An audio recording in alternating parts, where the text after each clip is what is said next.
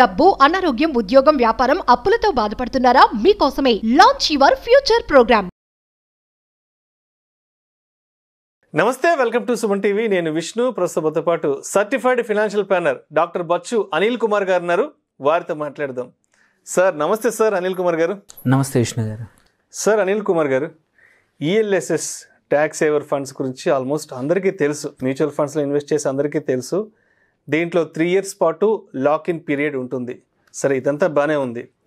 ఈ 3 years lock-in period రన్నింగ్లో ఉన్నప్పుడు ఈఎల్ఎస్ఎస్ ట్యాక్స్ సేవర్ ఫండ్స్లో ఇన్వెస్ట్ చేసిన వ్యక్తి కనుక మరణిస్తే ఆ తర్వాత ప్రొసీడింగ్స్ ఎలా ఉంటాయి? ఏంటంటే అండి, అందరికీ తెలిసిన విషయం 3 years లాక్-ఇన్ ఉంటుంది.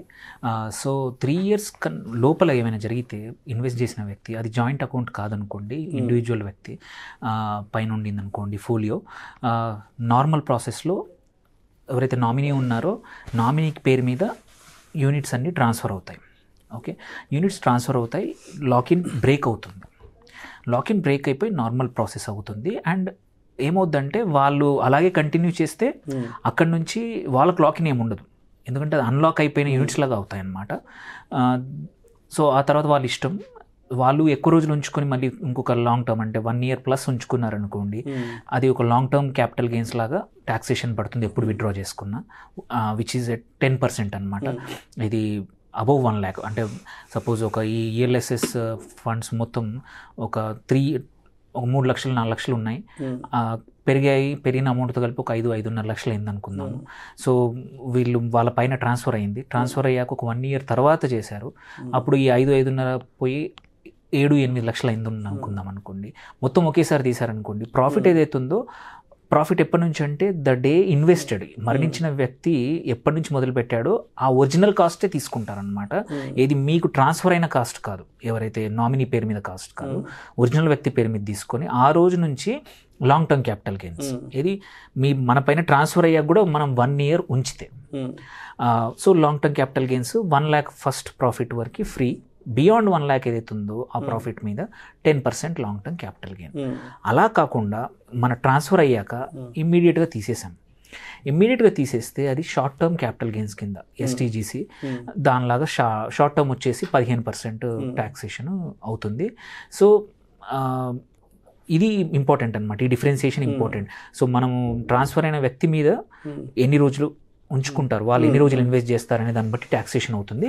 బట్ అందరికీ తెలియాల్సింది ఏంటంటే, లాక్-ఇన్ ఉన్నా కానీ నువ్వు యాజ్ ఎ నామినీ పోయి మనకి ఈ వ్యక్తికి ఇలా అయిందని మనం సర్టిఫికేట్ అన్ని డాక్యుమెంటేషన్ సబ్మిట్ చేస్తే అన్లాక్ చేసి మీ పైన యూనిట్ ట్రాన్స్ఫర్ చేస్తారు. కావాలంటే వాడుకోవచ్చు, లేదంటే సేమ్ ఇన్వెస్ట్మెంట్ కంటిన్యూ చేయొచ్చు, స్టే ఇన్వెస్టెడ్ అయ్యి ఉండొచ్చు. ఇన్వెస్ట్మెంట్ చేసిన టైం బట్టి ఎల్టీసీజీ కానీ ఎస్టీజీసీ కానీ అప్లై అవుతుందండి.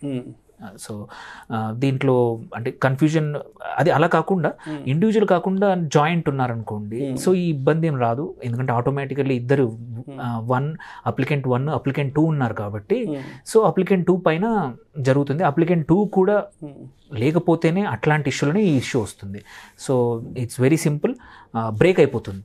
ఓకే, లాక్-ఇన్ పీరియడ్ బ్రేక్ అవుతుందండి. సో అనిల్ కుమార్ గారు, ఇప్పుడు ఈ ఈఎల్ఎస్ఎస్ స్కీమ్స్ ఏవైతే ఉన్నాయో దీంట్లో ఎస్ఐపి ఇన్వెస్ట్మెంట్ చేయడం బెటర్ అంటారా, లేదంటే ఒకేసారి లంసమ్ అమౌంట్ తీసుకొచ్చి ఇన్వెస్ట్ చేయడం బెటర్ అంటారా? సో ఇందులో ఏంటంటే అండి, ELSS up to 31st March financial year కన్నా ముందు వరకు ఏ రోజైనా పెట్టచ్చు. సో మన అవైలబిలిటీ బట్టి అయినంత వరకు ముందు పెడితే, చాలా కంపెనీస్ ఏంటంటే డిసెంబర్లోనే ప్రూఫ్స్ అడుగుతారు కాబట్టి, ఇది ఇన్వెస్ట్మెంట్ ప్రూఫ్స్ అడుగుతున్నారు చాలామంది. ఈఎల్ఎస్ఎస్ లో పెట్టేది ఎక్కువ మటుకు ఉద్యోగులే ఉంటారు. సో అలాంటప్పుడు అయినంత వరకు ముందే లంసంలో 1 కానీ 2 సార్లు, అంటే డిసెంబర్ కన్నా ముందే పెట్టేసామనుకోండి, అడ్వాంటేజ్ ఏంటంటే ఈ ఇన్వెస్ట్మెంట్ ప్రూఫ్స్ ఇవ్వచ్చు, మన ట్యాక్స్ కట్ అవ్వడం అనేది ఉండదన్నమాట. లేకపోతే మళ్ళీ ట్యాక్స్ కట్ అవుతుంది, జనవరి, ఫిబ్రవరి, మార్చ్లో శాలరీ తగ్గిపోతుంది చాలామందికి. ఆ ఇబ్బందులు రాకుండా ఉండాలంటే ఐడియల్గా లంసం పెట్టాలి.